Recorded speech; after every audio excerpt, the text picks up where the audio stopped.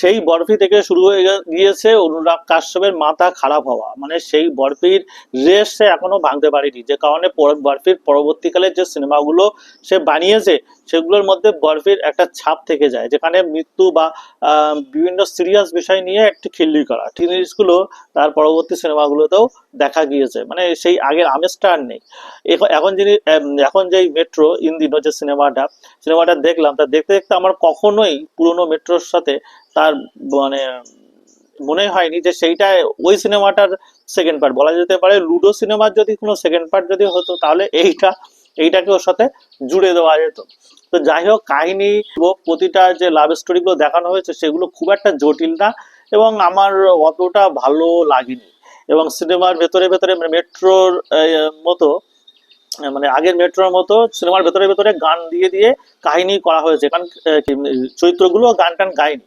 কিন্তু এখানে যা এই যে এটা করেছে, সে চরিত্রগুলো সে গান গাইছে, মানে বলা যেতে পারে কি বলবো, মেট্রো আর জগ্গা জাসুসের যে স্টাইলটা ছিল, মানে গান গাওয়া এবং সিনেমা দুটো একসাথে করা সেরকমই। এবং গানগুলো তো সেরকম কিছু ভালো লাগেনি। মানে অনুরাগ কাশ্যপের সিনেমা এবং প্রীতমের যদি একসাথে হয় তাহলে একটা দুর্দান্ত যে সুরের মূর্ছনা বা দেখা যায়, সেরকম কিছু হয়নি। গানগুলো আমার মানে বস্তিকার কথা খুব একটা ভালো লাগেনি। শুধু একমাত্র অরিজিৎ সিং এর কায়দেসে গানটা আমার দুর্দান্ত লেগেছিল ওই সিনেমার মধ্যে, ওইটাই ভালো গান। কিন্তু মজার ব্যাপার হলো, সিনেমার যখন এন্ডিং ক্রেডিট দেখানো হচ্ছে ঠিক সেই সময় গানটা চালানো হয়েছে, পুরো সিনেমার ভেতরে কোনো ওই গানটাই নেই। বুঝতে পারছেন ব্যাপারটা কি? তো আর অনুরাগ কাশ্যপের সিনেমার স্যাচুরেশন বেশি থাকে, এখানেও সিনেমার মেকিং এর ক্ষেত্রে ব্যাপক পরিমাণ স্যাচুরেশন দেখা যাবে। সিনেমার প্রত্যেকে যে সমস্ত চরিত্রগুলো ছিল সেরা তারা তার মতো করে অভিনয় করেছে, খারাপ বলবো না। হ্যাঁ, তবে কি বলবো, কোনো চরিত্রগুলোর মধ্যে সেরকম ভাবে ডেপথ কিছুই আসেনি।